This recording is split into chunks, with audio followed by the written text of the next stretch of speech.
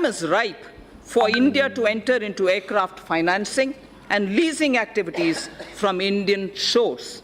This is critical to the development of self-reliant aviation industry, creating aspirational jobs in aviation finance, besides leveraging the business opportunities available in India's financial special economic zones, namely International Financial Services Center, the IFSC.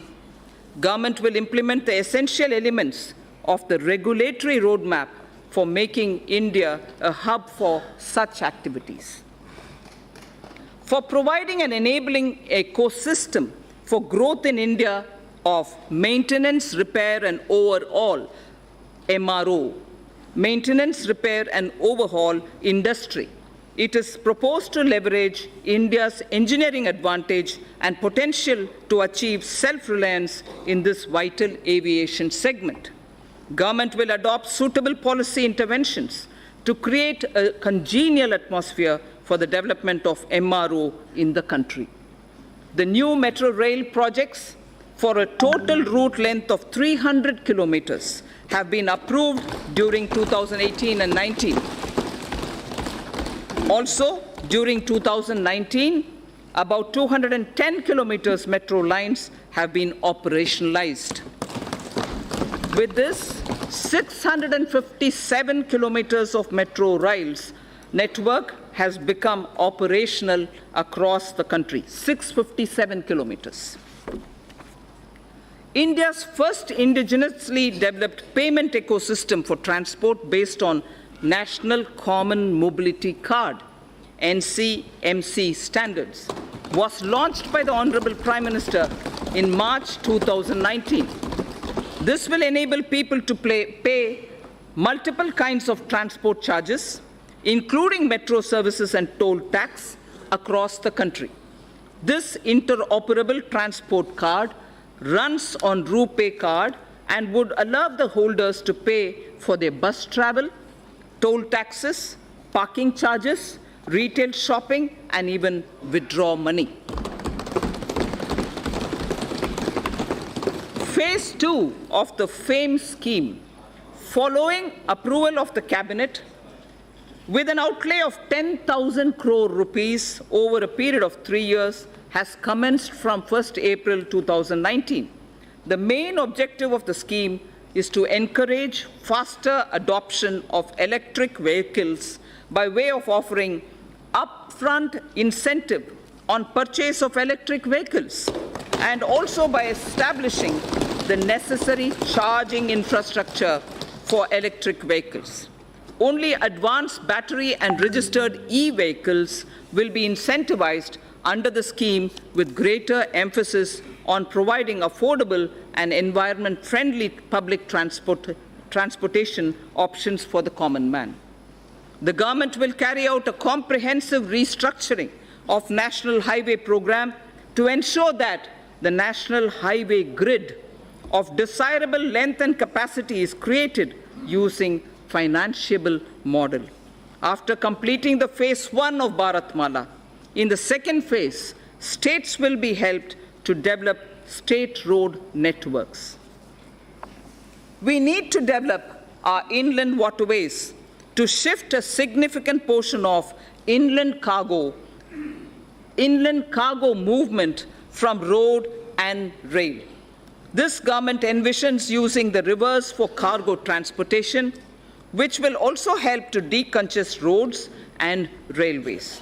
As part of the Jal Marg Vikas project for enhancing the navigational capacity of the Ganga, a more multimodal terminal at Varanasi has become functional in November 2018, and two more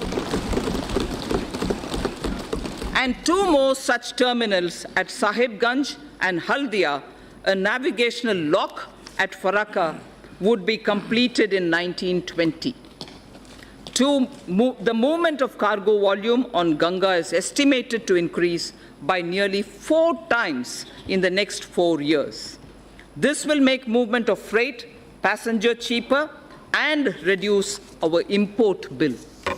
It is estimated that railway infrastructure would need an investment of 50 lakh crores between 2018 to 2030.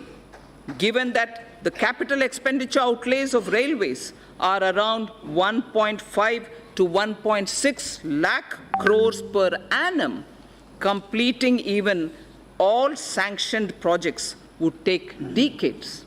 It is therefore proposed to use public-private partnership to unleash faster development and completion of tracks, rolling stock manufacturing, and also delivery of passenger freight services.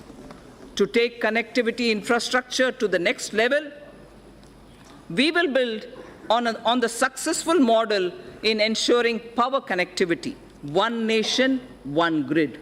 Earlier we spoke about one nation, one card for mobility of common man. Now it is one nation, one grid that has ensured power availability to states at affordable rates. I propose to make available a blueprint this year for developing gas grids, water grids, highways, and regional airports. So the scaling up that we talked about, which marks the USP of this government, is revealed in each one of these examples. We do it in that scale each time. The recommendations of high-level empowered committee on retirement of old and inefficient plants and addressing low utilization of gas plant capacity due to paucity of natural gas will also be taken up for implementation now. Our government launched Ujjwal Discom Assurance Yojana, UDAY, in 2015, aimed at financial and operational turnaround of discoms. Government is examining the performance of the scheme, and it will further get improved. We will work with the state governments to remove barriers like cross-subsidy surcharges, undesirable duties on open access sales, or captive generation for industrial and other bulk power consumers. Besides these structural reforms, considerable reforms are needed in tariff policy. A package for power sector tariff and structural reforms would soon be announced. It is proposed that several reform measures would be taken up to promote rental housing. Current rental laws are archaic, as they do not address the relationship between the lessor and the leasee realistically and fairly. A model tenancy law will also be finalized and circulated to the states. Large public infrastructure can be built on land parcels held by the central ministries and central public sector enterprises all across the country.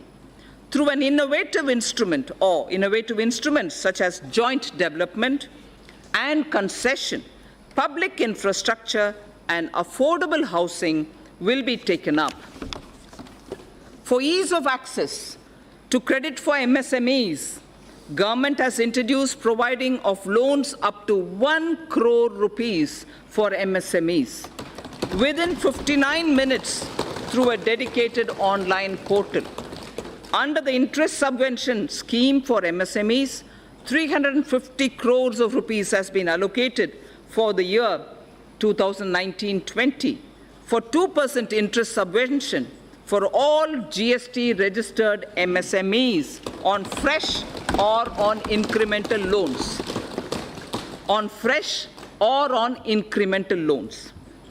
Government payments to suppliers and contractors are a major source of cash flow, especially to SMEs and MSMEs.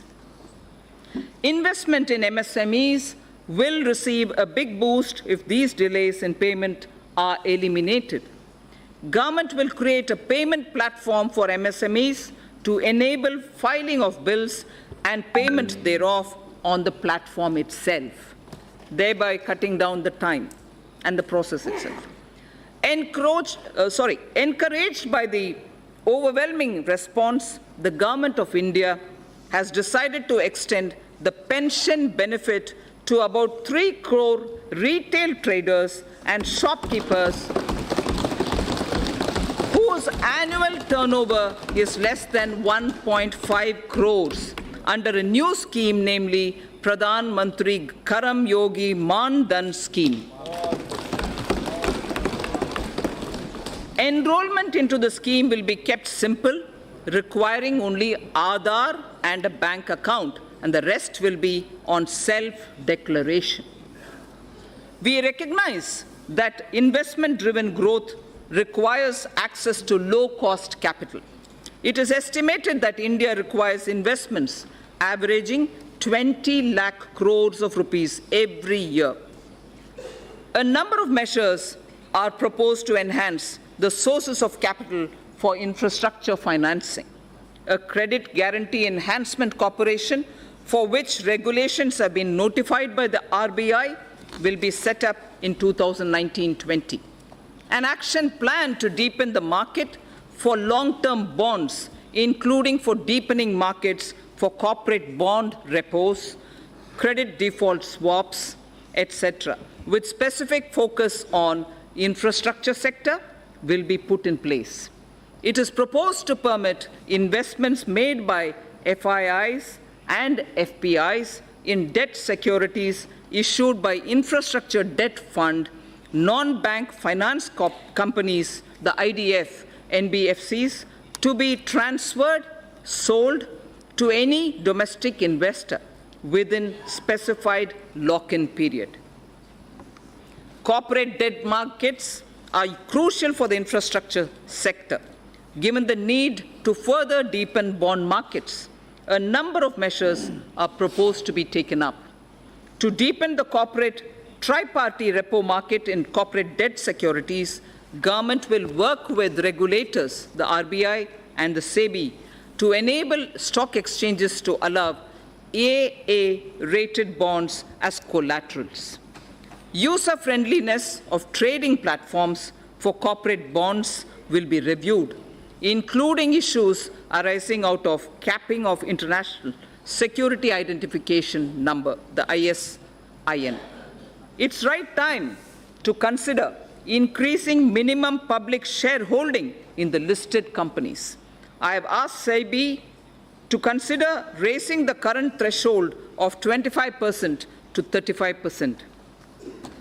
As a key source of capital to the Indian economy, it is important to ensure a harmonized and hassle-free investment experience for foreign portfolio investors. Hence, it is proposed to rationalize and streamline the existing Know Your Customer, the KYC norms for FPIs, to make it more investor-friendly without compromising the integrity of cross-border capital inflows. It is time to take our capital markets closer to the masses and meet various social welfare objectives related to inclusive growth and financial inclusion.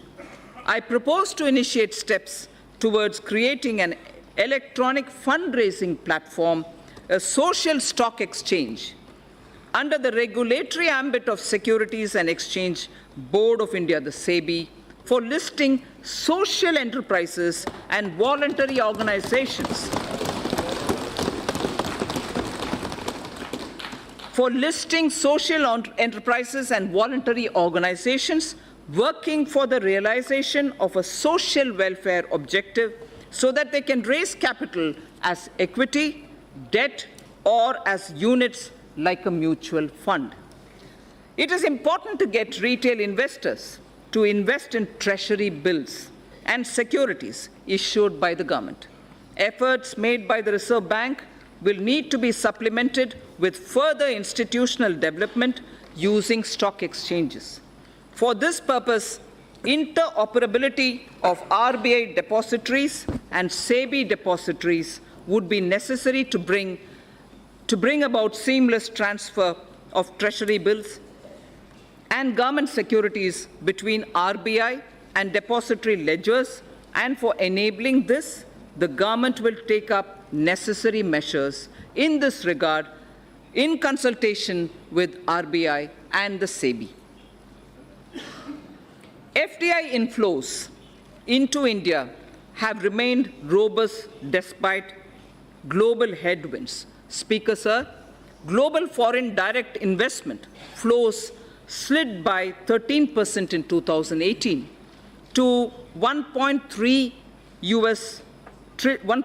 trillion US dollars from 1.5 trillion in the previous year, the third consecutive annual decline according to the UNCTAD's UNCTAD's World Investment Report in 2019. This is India's FDI flows in 2018-19 remained strong. If that was the global picture, India's inflows in 18-19 remained strong at 64.37 billion US dollars, marking a 6% growth over the previous year. I propose to further consolidate, Speaker, sir, the gains in order to make India a more attractive FDI destination. A, the government will examine suggestions of further opening up of FDI in aviation, in media, animation, ABGC, and insurance sectors in consultation with all stakeholders. 100% foreign direct investment will be permitted for insurance intermediaries. Local sourcing norms will be eased for the FDI in single brand retail sector. Single brand retail sector. It's high time India not only gets integrated into global value chain of production of goods and services, but also become part of the global financial system to mobilize global savings, mostly institutionalized in pension, insurance, sovereign wealth funds, and so on. The government is contemplating organizing an annual global investors meet in India using National Infrastructure Investment Fund